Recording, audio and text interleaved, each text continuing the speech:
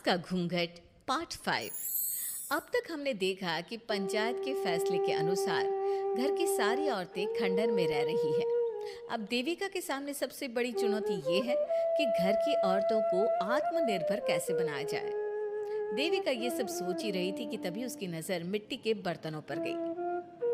अरे, ये इतने सुंदर सुंदर मिट्टी के बर्तन किसने बनाए हैं? ये बर्तन तो माँ जी और चाची जी ने बनाए हैं। अरे वाह, इतने सुंदर बर्तन तो मैंने आज तक नहीं देखे। माँ जी, चाची जी, आपने ये कहाँ से सीखा? अरे बहू, ये तो हम बचपन से बनाते आ रहे हैं। ये स्टील, पीतल और कांच के बर्तन तो अब चले हैं। पहले तो मिट्टी के बर्तन में ही लोग खाना खाते थे। ठीक है, तो हम दोबारा से मिट्टी के बर्तनों में लोगों को खाना खाना सिखाएंगे। वीना दीदी और सुजाता भाभी, आप दोनों बताओ, आप दोनों को क्या क्या आता है? मुझे तो खाना अच्छा बनाना आता है। बस खाना बनाने के अलावा मैंने कभी कुछ किया ही नहीं। और वीना दीदी, आप बताओ, आपको क्या क्या आता है? पता नहीं, मैंने बचपन से यही सुना है कि लड़कियों को ये नहीं करना चाहिए, लड़कियों को वो नहीं करना चाहिए, इसलिए मैंने कभी कुछ किया ही नहीं। देविका, वीना को सिलाई, कढ़ाई और बुनाई बहुत अच्छी आती है। हाँ, आती तो है, लेकिन बहुत अच्छी नहीं। बहुत अच्छी भी आ जाएगी। अब देविका और बाकी सभी औरतें गांव में सबके घर जाती हैं और गांव की सभी औरतों से मिलकर कहती हैं, भाभी जी, अगर आपको अपने या अपने घर वालों के लिए कपड़े सिलवाने हो तो आप मुझसे ही सिलवाना। बहन जी, मिट्टी का चूल्हा, बर्तन या मटका बनवाना हो तो मुझसे ही बनवाना। मैं और विमला दीदी आपके घर के सारे बर्तन बना देंगे। भाभी, आप कभी किसी काम में व्यस्त हो और खाना ना बना पाओ ना, तो आप मुझे बता देना, मैं आपके घर के लिए खाना बना दूंगी।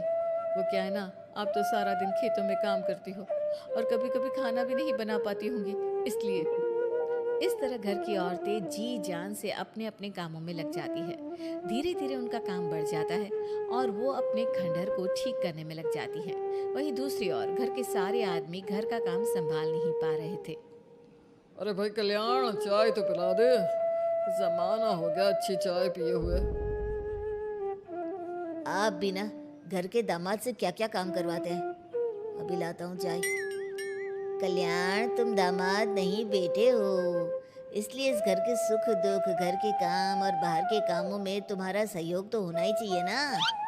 इतने में कल्याण चाय बनाकर ले आता है। जैसे ही सचिन चाय पीता है तो उसके मुंह से चाय निकल जाती है। जीजा जी, ये क्या बनाया है, इतनी कड़वी चाय? इससे अच्छा तो करेले का जूस होता है। देख सचिन भाई, मैं तो ऐसी ही चाय बनाता हूँ, पीनी है तो पी, नहीं पीनी है तो अपने आप बना ले। मैं खाना बनाने जा रहा हूँ और अकेला नहीं बना सकता, आप में से कोई मेरी मदद करो। सचिन मेरी चाय की बुराई कर रहे थे ना, तुम जाओ अब खाना बनाओ। सचिन और मोहन दोनों खाना बनाने में लग जाते हैं। मोहन भिंडी काटकर कढ़ाई में छोड़ देता है और उसमें पानी डाल देता है। आपने भिंडी में पानी क्यों डाला? शायद पानी नहीं डलता, पता नहीं, लेकिन माँ ने कभी भिंडी में पानी नहीं डाला था। लेकिन बिना पानी के भिंडी बनेगी कैसे, मतलब गलेगी कैसे? बिना पानी के बनाएंगे तो चिपक नहीं जाएगी कढ़ाई से? पता नहीं, चलो देखते हैं कैसे बनती है भिंडी। भैया, कितने दिन हो गए ना अच्छा खाना खाए हुए। खाना तो सुजाता बनाती है, इतना मज़ेदार खाना कोई और बना ही नहीं पाता। सचिन और मोहन खाना तैयार करके ले आए। सभी आदमी खाना खाने लगे। खाना बना तो बहुत बुरा था, लेकिन किसी ने बिना कुछ कहे खाना खा लिया। तभी जोगिंदर ने कहा, घर की हालत कितनी बुरी हो रही है, जगह जगह जाले लगे हैं, 2 दिन से तो किसी ने झाड़ू भी नहीं लगाई घर की। हाँ, और घर में गंदे कपड़ों के ढेर लगे हैं। मेरे पास तो ये आखिरी कुर्ता ही बचा है पहनने के लिए। कल्याण, मोहन, तुम किसी नौकर को रख लो ना। हमने 1-2 लोगों से बात की थी नौकर के लिए, लेकिन कोई घर में काम करने के लिए तैयार ही नहीं है। गांव के सभी लोग खेतों में ही मजदूरी कर रहे हैं। घर के सभी आदमी घर के काम में लगे रहते हैं, तो वो अपने खेतों पर भी ध्यान नहीं दे पाते और उन्हें हर महीने आर्थिक रूप से नुकसान उठाना पड़ता है। धीरे धीरे उनके घर की हालत खराब होने लगती है।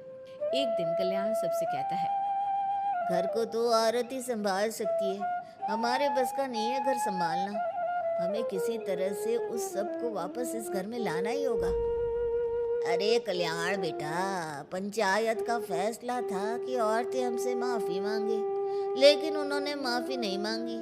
अब हम उन्हें बुलाने गए तो उल्टा हमें ही अपनी अपनी पत्नियों से माफी मांगनी पड़ेगी। हमें कोई ऐसा रास्ता निकालना होगा कि वो मजबूर हो जाए हमारे पास आने के लिए।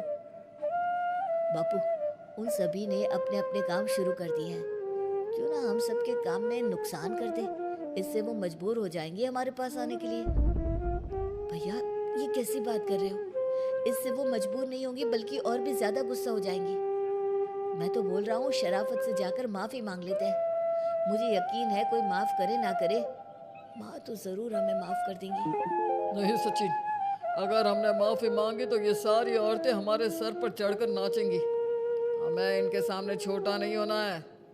मोहन, कल्याण, तुम दोनों आज से ही काम शुरू कर दो। बस फिर क्या था, घर के सभी आदमी लग गए काम पर। मोहन और कल्याण रात को खंडहर में पहुंचे और उन्होंने सारे मिट्टी के बर्तन तोड़ दिए। उसके बाद वीना ने जो कपड़े तैयार करके रखे थे वो सारे कपड़े उन्होंने फाड़ दिए। सुबह जब घर की औरतों ने ये सब देखा तो परेशान हो गई। अरे, ये सारे बर्तन किसने तोड़ दिए? माँ, किसी ने मेरे सिले हुए कपड़े ही फाड़ दिए।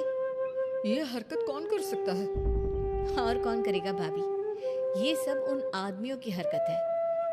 जब किसी तरह से हमें झुका नहीं पाए तो हमारे काम बिगाड़कर हमें परेशान कर रहे हैं। सभी औरतें दुगनी तेजी से काम में लग गई। उन्होंने दिन रात मेहनत की और उस खंडहर को महल की तरह बना दिया। उनके काम की तारीफ सुनकर दूर दूर के गांव से लोग आने लगे और उनसे अपना काम करवाने लगे। एक दिन सभी औरतें बैठकर खाना खा रही थी, तभी विमला ने देविका से कहा, देविका, हम कभी सोच भी नहीं सकते थे कि हम अपनी मेहनत से अपने लिए इतना बड़ा और इतना अच्छा घर बना लेंगे।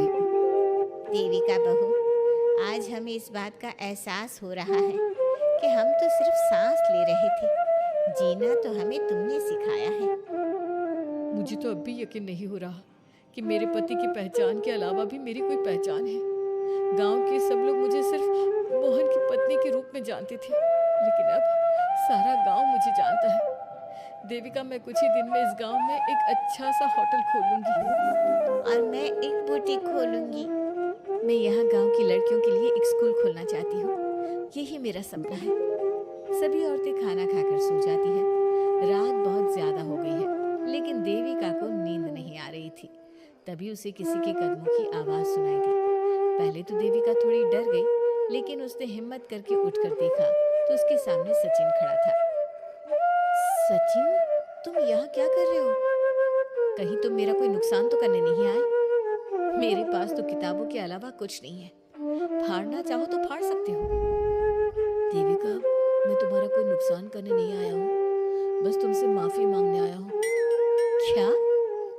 रात के अंधेरे में चोरों की तरह तुम मुझसे माफी मांगने आए हो? प्लीज देविका, माँ और चाची को समझाओ कि वो बापू और चाचा जी से माफी मांग ले और तुम सबको लेकर घर आ जाए। सचिन, तुम भी तो अपने बापू और चाचा को अपने साथ ला सकते थे ना, और माँ और चाची से माफी मंगवा सकते थे ना। प्लीज देविका, मुझे माफ कर दो और घर चलो। कैसे माफ कर दो सचिन? तुमने मुझे मरने के लिए छोड़ दिया। अगर माँ और चाची हिम्मत करके मुझे अस्पताल ना ले जाती तो आज मैं और मेरा बच्चा जिंदा ना होते। ना तुम मुझे अस्पताल में देखने आए और ना ही अस्पताल से आने के बाद मेरा हाल चाल पूछा। मुझे तो छोड़ो, तुमने अपने बच्चे का चेहरा तक नहीं देखा और तुम मुझसे उम्मीद कर रहे हो कि मैं तुम्हें माफ कर दूं? कभी नहीं सचिन। देखो देविका, हम सबको बहुत नुकसान हो रहा है।